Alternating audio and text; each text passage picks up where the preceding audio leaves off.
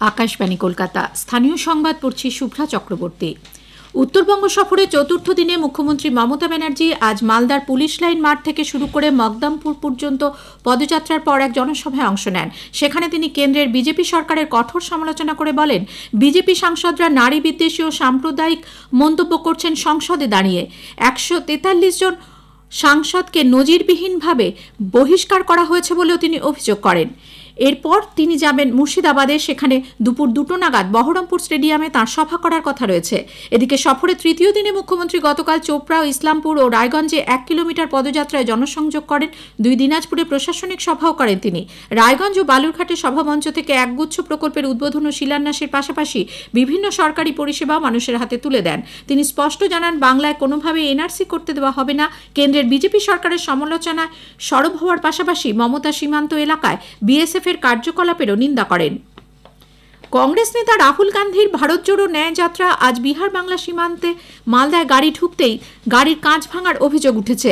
প্রদেশ কংগ্রেস সভাপতি অধীর রঞ্জন চৌধুরীর অভিযোগ, ইট ছুঁড়ে কাঁচ ভাঙা হয়েছে। আজ হরিশ্চন্দ্রপুর থেকে যাত্রা শুরু হয়ে রতুয়া, ইংরেজবাজার ও কালিয়াচকের মতো একাধিক ব্লক দিয়ে ন্যায় যাত্রা যাওয়ার কথা। আগামীকাল দুপুরে জঙ্গিপুরে মুর্শিদাবাদের বিড়ি শ্রমিকদের সঙ্গে কংগ্রেস নেতা রাহুল গান্ধীর বৈঠকের কথা রয়েছে। মজুরি, প্রভিডেন্ট ফান্ড সহ বিভিন্ন সমস্যার কথা তিনি শুনবেন।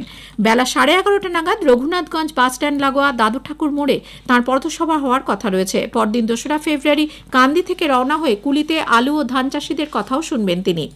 বিজেপি আজ মরিচঝাপি দিবস পালন করবে। দলের রাজ্য মুখপাত্র শ্রমিক ভট্টাচার্য কলকাতায় গতকাল এক সাংবাদিক বৈঠকে বলেন, দল প্রতি বছরই 31শে জানুয়ারি মরিচঝাপি দিবস পালন করে। দলের তপশিলি মোর্চার রাজ্য সভাপতি সুদীপ দাস ও বিজেপি নেতা রাহুল সিনহা সহ কয়েকজন বিধায়ক আজ মরিচঝাপি যাবেন।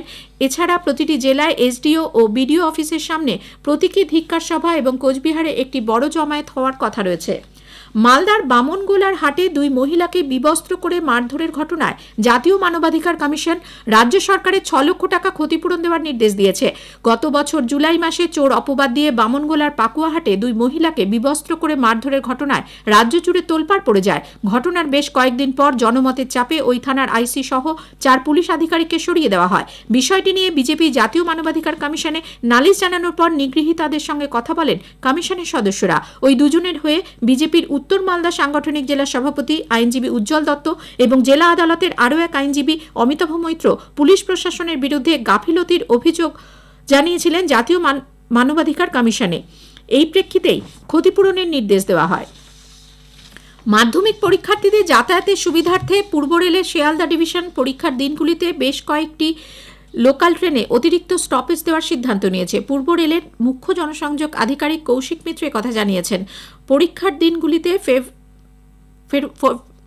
দিনগুলিতে সকাল 8টা থেকে 9টা 45 মিনিট পর্যন্ত এবং দুপুর 1টা থেকে 2:30 পর্যন্ত শিয়ালদা, রানাঘাট, কৃষ্ণনগর, বারাসাত, বনগাঁ সহ বেশ কিছু শাখায় কয়েকটি স্টেশনে অতিরিক্ত স্টপেজ দেওয়া হবে। উল্লেখ্য, মাধ্যমিক পরীক্ষা শুরু হচ্ছে 2রা ফেব্রুয়ারি, চলবে 12 তারিখ পর্যন্ত। 47তম আন্তর্জাতিক কলকাতা বইমেলা আজ শেষ হচ্ছে। এবারে থিম কান্ট্রি ছিল ব্রিটেন। ভারতে ব্রিটিশ কাউন্সিলের 75 বছর পূর্তিতে তা বিশেষ তাৎপর্যপূর্ণ। সমাপ্তি অনুষ্ঠানে অংশগ্রহণকারী প্রকাশকদের পুরস্কৃত করা হবে। বিপরীত ঘূর্ণাবর্তের প্রভাবে ঝাড়খণ্ড সংলগ্ন এলাকায় উত্তরের হাওয়া বাধাপ্রাপ্ত হওয়ায় এবং বঙ্গোপসাগর থেকে প্রচুর পরিমাণ জলীয় বাষ্প প্রবেশ করায় রাজ্যে আজও বৃষ্টির পূর্বাভাস। আলিপুর আবহাওয়া দপ্তর সূত্রে জানা গেছে, উত্তর ও দক্ষিণ 24 পরগনা, পূর্ব মেদিনীপুর, হাওড়া, কলকাতা, হুগলি, পূর্ব বর্ধমান, নদিয়াতে আগামী শুক্রবার পর্যন্ত হালকা থেকে মাঝারি বৃষ্টির সম্ভাবনা রয়েছে।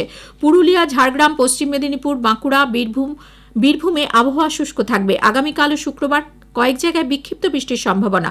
অন্যদিকে উত্তরবঙ্গের দার্জিলিংয়ের কিছু কিছু জায়গায় হালকা বৃষ্টি ও তুষারপাতের সম্ভাবনা রয়েছে আগামী রবিবার পর্যন্ত। এদিকে জলপাইগুড়ি, আলিপুরদুয়ার, কালিম্পং, উত্তর ও দক্ষিণ দিনাজপুর এবং মালদায় আবহাওয়া শুষ্ক থাকবে। আগামী 3 দিন হালকা বৃষ্টির সম্ভাবনা রয়েছে বলে জানানো হয়েছে।